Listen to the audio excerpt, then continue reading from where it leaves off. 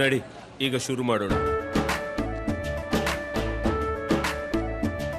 ಕೇಸರಿಯಿಂದ ಮನೋಲ್ಲಾಸ ಮನಸ್ಸು ಮತ್ತೇರಿ ಕುಣಿದಾಡಿದೆ ನೋಡು, ಮನಸ್ಸು ಮತ್ತೇರಿ ಕುಣಿದಾಡಿದೆ ನೋಡು.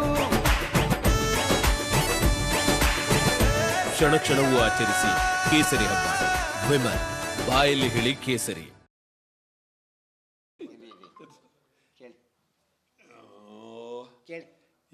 ಅದ್ರ ಬಗ್ಗೆ ಇತ್ತು, ಅದ್ರ ಬಗ್ಗೆ ಮಾತಾಡೋದೇ ಒಂದು.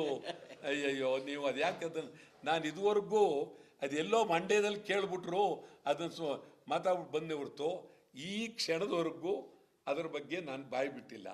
ಈಗ ನಮ್ಮ ಇದನ್ನು ಹೇಳೋಕ್ಕೋದು ಅದನ್ನು ಮಾತಾಡೋದೇ ಬೇಡ ಅನಿಸ್ಬಿಟ್ಟಿದೆ.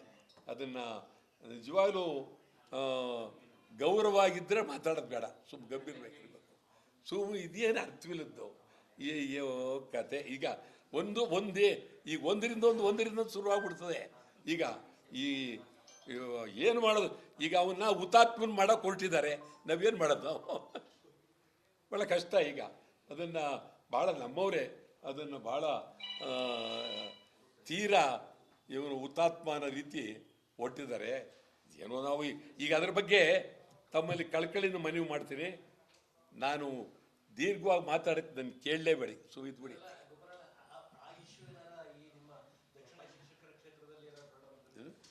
ಆ ವಿಚಾರ ನಿಮ್ಮ ಕ್ಷೇತ್ರಕ್ಕೆ ಏನಾದ್ರು ಪರಿಣಾಮ ಬೀಳುತ್ತಾ? ದಕ್ಷಿಣ ಇದ್ರ ಕ್ಷೇತ್ರಕ್ಕೆ ಅಂತ ಕೇಳ್ತಾ ಇದ್ದಾರೆ. ಕ್ಷೇತ್ರಕ್ಕೆ ಏನಾದ್ರು ಪರಿಣಾಮ ಬೀಳುತ್ತಾ ಆ ವಿಚಾರದಿಂದ ಅಂತ? ಇಲ್ಲ, ಒಂದು ಅದರಿಂದ ಪರಿಣಾಮ ಬೀರುತ್ತೆ ಅಂತ ಏನಿಲ್ಲ. ಏನಾಗಿದೆ ಈಗ ಅದು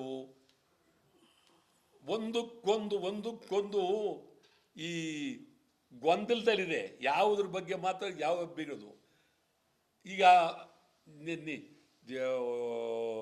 ಒಂದು ಪದ ಹೇಳಕ್ಕೆ ಹೋದ್ರೆ ಇನ್ನೊಂದು ಪದಕ್ಕೆ ಹೋಗ್ತೀವಿ, ನಾವು ಎತ್ತಗೂ ಹೋಗ್ತೀವಿ, ಎಲ್ಲಿಂದ ಹಿಂದೆಲ್ಲಿಗೋ ಹೋಗ್ತೀವಿ. ಇದು ಒಟ್ಟಾರೆ ನಾವು ಈಗ ಮಾಡಬೇಕಾಗಿರ್ತಕ್ಕಂಥ ಕೆಲಸ, ಯಾವ ಮಹಿಳೆಯರಿಗೆ ಅನ್ಯಾಯವಾಗಿದೆ, ಯಾರಿಗೆ ಇದಾಗಿದೆ ಮಾತಾಡಲಾರರು, ಯಾರು ನೋವಿನಲ್ಲಿದ್ದಾರೆ ಅವರನ್ನು ನಾವು ಗುರುತಿಸಿ ಅವರಿಗೆ ಸಂಪೂರ್ಣವಾಗಿ ಧೈರ್ಯ ಹೇಳಿ ಸರ್ಕಾರದಿಂದ ಅವರಿಗೆ ನೆರವನ್ನು ಕೊಡಿಸ್ತಕ್ಕಂಥದ್ದು ನಮ್ಮ ಕರ್ತವ್ಯ. ನಾನಂತೂ ಯಾವ ಅಕ್ಕ ತಂಗಿಯರು ಮಹಿಳೆಯರು ಇಂಥವರಿದ್ದಾಗ ನಾನು ಅದರ ಬಗ್ಗೆ ನಿಮ್ಗೆ ಹೇಳ್ತೀನಿ, ಇವತ್ತು ಕೊಡ್ತೀನಿ. ತೀವ್ರವಾಗಿ ಇಡೀ ರಾಜ್ಯಾದ್ಯಂತ ಈ ರೀತಿ ಶೋಷಣೆಗೊಳಗಾದಂಥ ಮಹಿಳೆಯರ ಪರವಾಗಿ ಭಾರಿ ಹೋರಾಟವನ್ನು ನಾನು ಮಾಡ್ತೀನಿ ಎನ್ನುವ ಭರವಸೆ ತಮಗೆ ಹೇಳ್ತಾ ಇದ್ದೀನಿ. ಮೊದಲಿಂದ ಮಾಡಿದ್ದೀವಿ.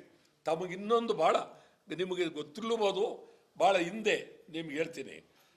ಇದು ಆಸ್ತಾ ಭಾಳ ಎನ್ ನಂಜೇಗೌಡರು ಬಂದಿದ್ರು, ಇಲ್ಲಿ ಗೆದ್ದಿದ್ರು. ನುಗ್ಗೇಳಿ ಶಿವಪ್ಪ ಗೆದ್ದಿದ್ರು. ಭಾಳ ಒಳ್ಳೊಳ್ಳೆ ಭಾರಿ ಅದ್ಭುತವಾದಂಥ ಜನ ಎಲ್ಲ ಬಂದಿರತಕ್ಕಂಥ ಹಾಸನಕ್ಕಿರ್ತಕ್ಕಂಥ ಹೆಸರು, ಗಾಂಭೀರ್ಯ, ಗೌರವ ಏನು ಒಂದು ದೊಡ್ಡ ಇತಿಹಾಸವೇ. ಶ್ರವಣ ಬೆಳಗುಳ ಅವೆಲ್ಲ ನೋಡಿದಾಗ ಏನು ಒಂದು ದೊಡ್ಡ ಇತಿಹಾಸವೇ. ಹಳೇಬೀಡು, ಬೇಲೂರು ಎಲ್ಲ ಅದ್ಭುತವಾದ್ದು.